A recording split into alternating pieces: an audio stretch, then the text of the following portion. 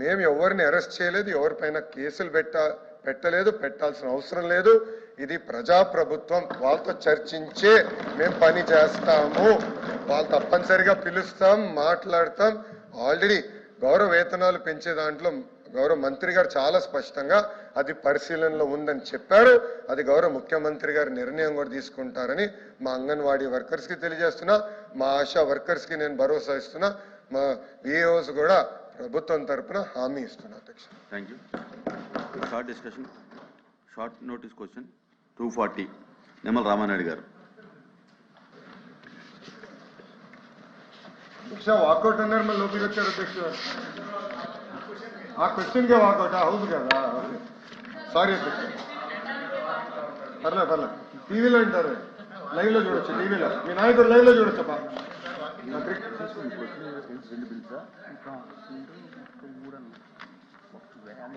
ఫైనల్కి వెళ్తున్నా, వస్తున్నాడు.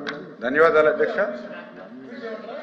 మొదటి ప్రశ్నకు సమాధానం 14 గ్రామాలకు చెందిన ప్రాజెక్ట్ నిర్వాసితుల కుటుంబాలకు ఒక్కొక్కరికి 3.25 లక్షల చొప్పున పెంచిన పరిహారం గ్రేషియస్ చెల్లింపునకు సంబంధించిన ప్రతిపాదన పరిశీలనలో ఉంది.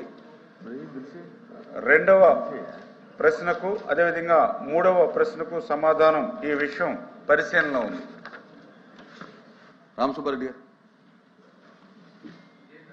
అధ్యక్ష,